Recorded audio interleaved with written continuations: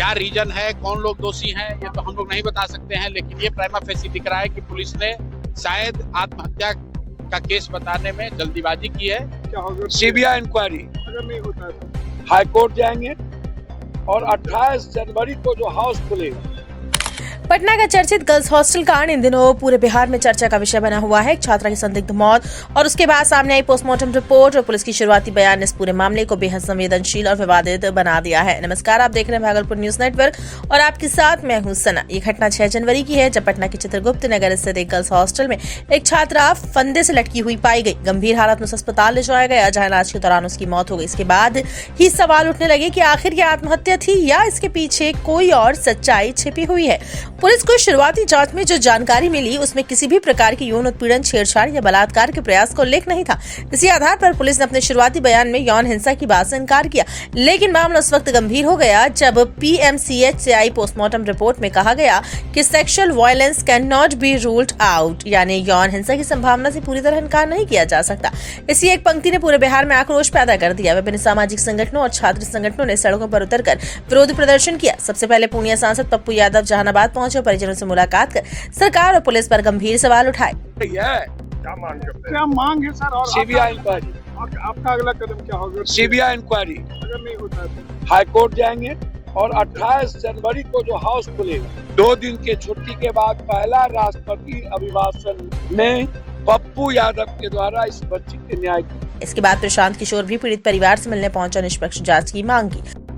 इस बच्ची के साथ घटना हुई है, क्या रीजन है, कौन लोग दोषी हैं, ये तो हम लोग नहीं बता सकते हैं, लेकिन ये प्राइमा फेसी दिख रहा है कि पुलिस ने शायद आत्महत्या का केस बताने में जल्दीबाजी की है, क्योंकि कल जो पोस्टमार्टम का रिपोर्ट आया है उसमें ये स्पष्ट लिखा हुआ है, ओपिनियन जो डॉक्टरों ने दिया है कि उस बच्ची के साथ दुर्व्यवहार हुआ है।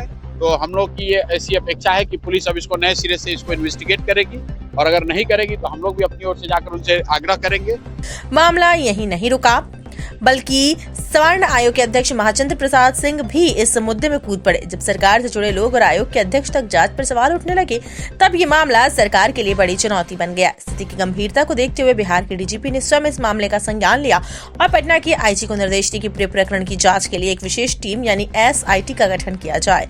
डीजीपी ने स्पष्ट आदेश दिया कि SIT में एक IPS रैंक के अधिकारी को शामिल किया जाए, साथ ही सिटी SP ईस्ट परिचय कुमार को टीम में रखा जाए। इसके अलावा एक महिला इंस्पेक्टर और एक पुरुष इंस्पेक्टर को भी टीम का हिस्सा बनाया जाए और इस पूरी जांच की निगरानी स्वयं पटना के आईजी करें।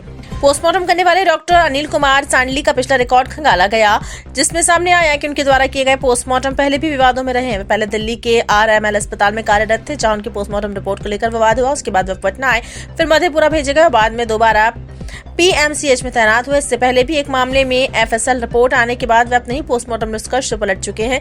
ऐसे में अभी आशंका जताई जा रही है कि इस केस में पोस्टमार्टम रिपोर्ट भी जांच के दायरे में आ सकती है और डॉक्टर की भूमिका की भी गहन जांच हो सकती है। सरकार के स्तर पर ये संकेत भी मिलने लगे हैं कि यदि SIT और जिला पुलिस इस मामले की जांच को संतोषजनक तरीके से पूरा नहीं कर पाती है तो इस केस को CBI को सौंपा जा सकता है, क्योंकि मामला न सिर्फ कानून व्यवस्था से जुड़ा है बल्कि इसमें जन भावनाएं, राजनीतिक दबाव, प्रशासनिक साख भी दांव पर लगी है।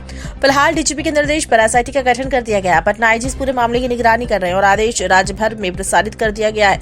अब देखना ये होगा कि जांच किस दिशा में आगे बढ़ती है। अब सबसे बड़ा सवाल ये है कि क्या इस छात्रा को इंसाफ मिलेगा या मामला भी फाइलों और रिपोर्टों के बीच सबका रह जाएगा। जब तक सच्चाई सामने नहीं आती तब तक सवाल उठते रहेंगे। हम इस मामले पर लगातार नजर बनाए हुए हैं। तब तक के लिए बने रहिए भागलपुर न्यूज नेटवर्क के साथ। हमारे चैनल को सब्सक्राइब करें और दर्शकों, आप क्या सोचते हैं, अपनी राय हमें कमेंट सेक्शन में जरूर लिखें।